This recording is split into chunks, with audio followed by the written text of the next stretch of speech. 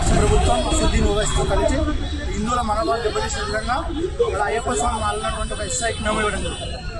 2 సంవత్సరాలుగా ఈ యొక్క రాష్ట్రంలో అధికారం వచ్చినటువంటి తెలంగాణ కాంగ్రెస్ పార్టీ గత 2 సంవత్సరాల నుంచి హిందువుల మనోభావాలను దెబ్బతీయడమే లక్ష్యంగా వాళ్ళు పనిచేస్తున్నారు.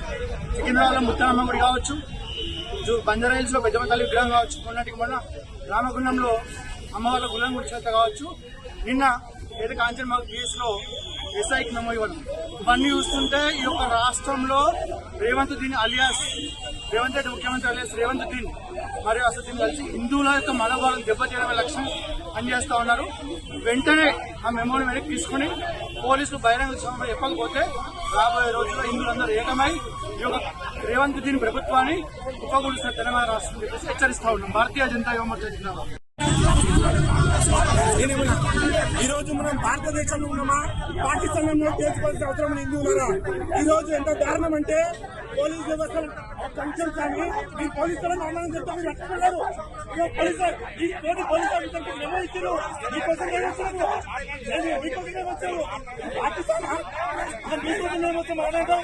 ఈరోజు బరాబరా చెప్తున్నాం, పోలీస్ కమిషనర్ గారు వెంటనే మీ మొబైల్ వెంటనే తీసుకోవాలి.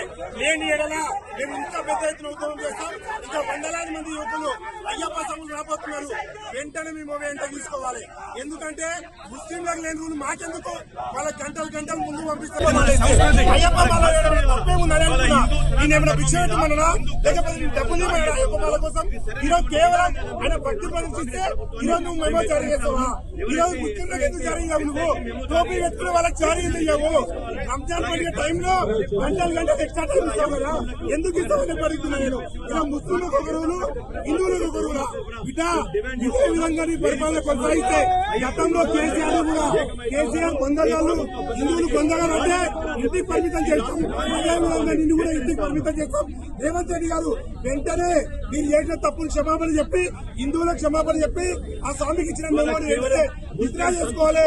రేపటి నుంచి అన్ని చౌరస్తాల్లో అయ్యప్ప స్వాములు యువకులు అందరూ కూడా రోడ్డు మీద వస్తాం. బరాబర్ ఈ ప్రభుత్వంతో చేసుకుంటాం. ఎలక్షన్ ముందు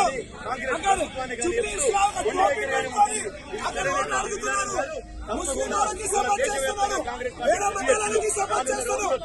ఒక్కసారి కూడా ఆయన చేసిన చెప్పలేదు.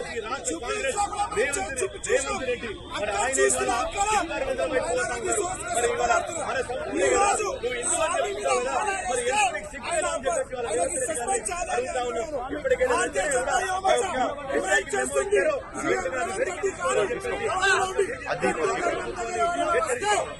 శబ్దను మీ దగ్గర వచ్చి ఏం చేయాలో మేము చేస్తున్నా.